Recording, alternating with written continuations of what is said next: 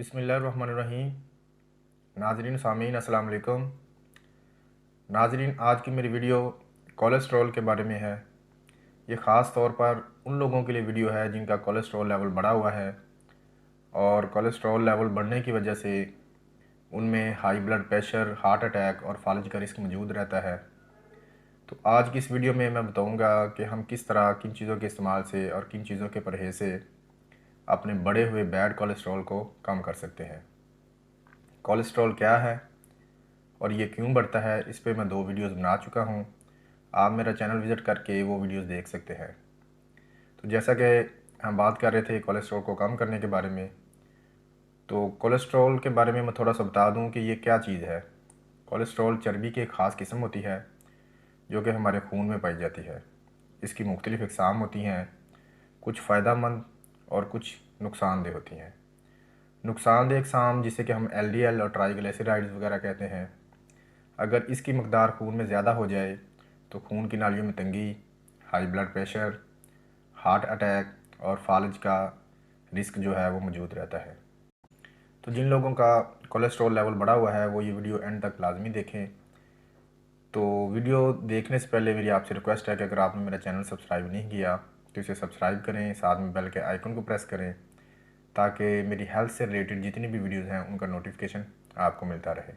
तो कोलेस्ट्रॉल को कम करने के बारे में हम बात कर रहे थे, तो उसके लिए हम सबसे पहले बात करेंगे डाइट की।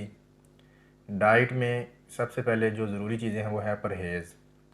आपने तली हुई अशिया, घी में बनी हुई चीज़ें, पराठे, समोसे, पकौड़े, घी में तली हुई मछली, मिठाइयाँ जो तेल और घी में बनी हुई होती हैं, इन सब से परहेज़ करना है। ऐसी कोई भी चीज़ इस्तेमाल नहीं करनी जो घी में बनी हुई होती है। मक्खन, देसी घी, क्रीम, मलाई वगैरह से परहेज़ करना है। इसके अलावा बाज़ारी खानों से भी अवॉइड करना है। आपको नहीं पता होता कि ये जो बाज़ारी खाने हैं किस तरह के ऑयल्स में बनते हैं। घर का पका हुआ साफ़ सुथरा और सादा खाना खाया करें। इसके अलावा डाइट में फ्रूट्स और वेजिटेबल्स का ज़्यादा इस्तेमाल करें। फलों और सब्जियों में फ़ाइबर्स मौजूद होते हैं और फ़ाइबर्स कोलेस्ट्रॉल को कम करने में मदद देते हैं। कोशिश करें जो फ्रूट्स आप छिलके समेत खा सकते हैं वो छिलके समेत खाएं।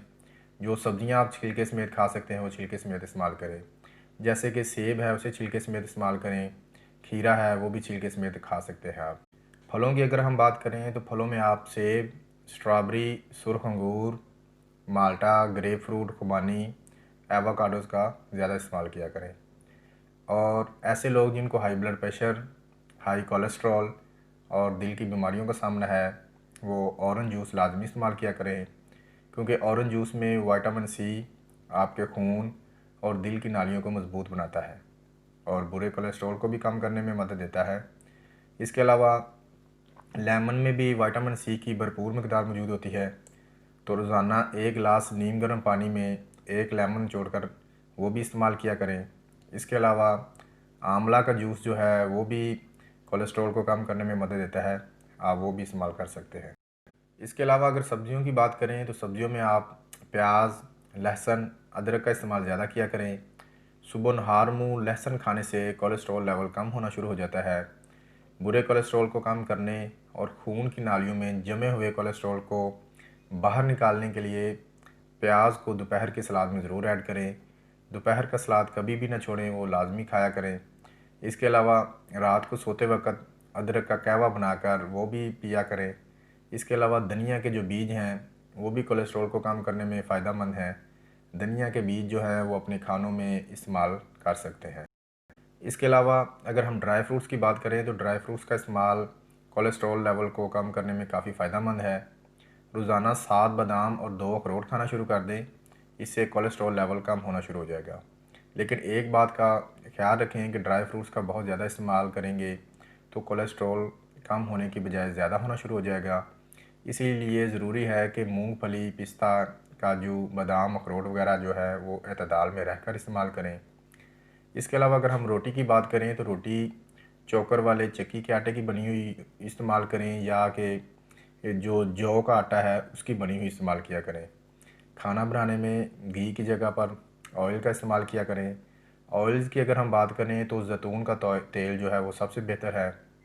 इसके अलावा आप कुकिंग ऑयल, कनोला ऑयल या सनफ्लावर ऑयल भी इस्तेमाल कर सकते हैं, लेकिन इन सब से जो बेस्ट है कोलेस्ट्रॉल को कम करने के लिए वो ऑलिव ऑयल यानी कि ज़ैतून का तेल है।